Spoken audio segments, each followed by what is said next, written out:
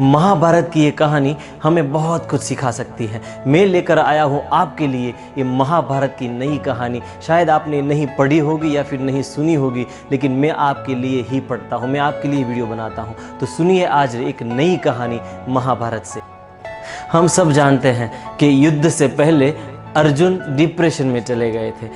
कुरुक्षेत्र में ऐसा कौन होगा जो डिप्रेशन में नहीं होगा, क्योंकि इतनी बड़ी लड़ाई लड़ रहे थे, सबके सब डिप्रेशन में थे। लेकिन एक व्यक्ति कभी डिप्रेशन में नहीं आता है, वो है कृष्ण। वो डिप्रेशन में नहीं थे, वो सबको डिप्रेशन से बाहर निकालने का काम कर रहे थे। लेकिन अर्जुन को उसने भगवद गीता सुनाई और अर्जुन खड़े हो गए। कृष्ण ने कहा कि एक काम करो, तुम्हारा धनुष पहले मुझे दो, मुझे एक तीर मारना है। तो कृष्ण ने उस धनुष को उठाया और एक तीर लगाया। और जब कृष्ण ने उस तीर को एक हाथी के ऊपर लगाया तो वो तीर हाथी को नहीं लगा, बल्कि वो तीर हाथी के गले में लटक रहे एक बहुत ही बड़े घंटे को लगा और वो घंटा गिर गया नीचे ज़मीन पर। और अर्जुन को लगा कि कृष्ण आप तो तीर चूक गए हो, अगर आप बोले तो मैं तीर चला दूँ। कृष्ण ने कहा कि नहीं, मेरा काम हो गया, तुम युद्ध करना शुरू कर दो।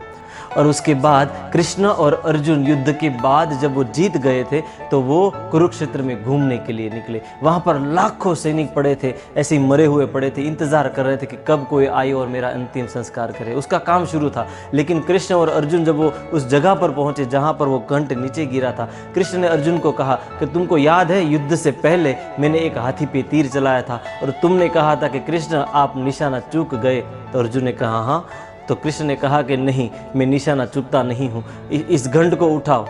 तो अर्जुन ने कहा कि मुझे समझ नहीं आ रहा कि आपने उस हाथी के घंट को आखिर नीचे क्यों गिराया। कृष्ण ने कहा कि तुम जब ये घंट उठाओगे तुम अपने आप समझ जाओगे। अर्जुन गए और उसने वो घंट को उठाया और उस घंट के नीचे देखा कि 2 अंडे वहाँ पर एकदम सुरक्षित पड़े हुए थे।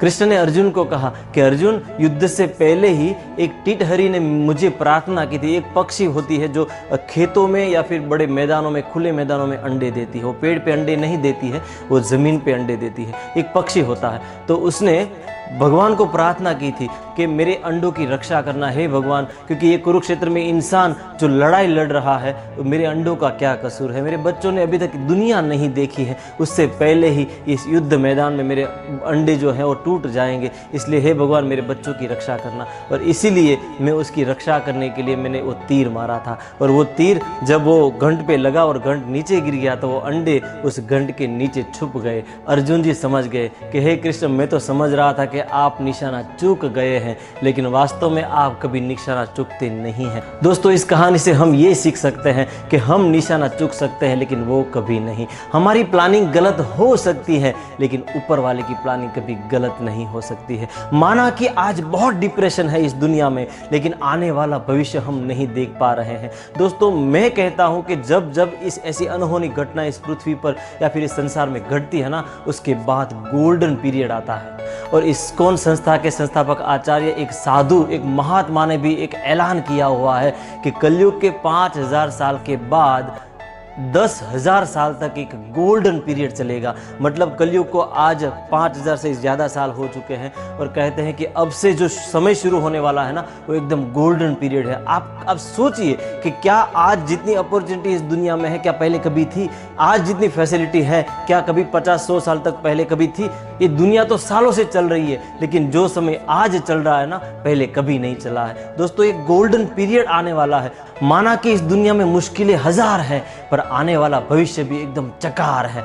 माना कि आज पूरी दुनिया डिप्रेशन में है, लेकिन इसका मतलब ये नहीं कि जिंदगी खत्म हो गई। हो सकता है कि उसकी कोई बहुत बड़ी प्लानिंग हो सकता है कि उसने एक तीर मारा हो जो बराबर निशाने पे लगा हो। इसलिए पॉजिटिव रहें, अपने आप को संभाल के रखिए और इस दुनिया को पॉजिटिव रखिए।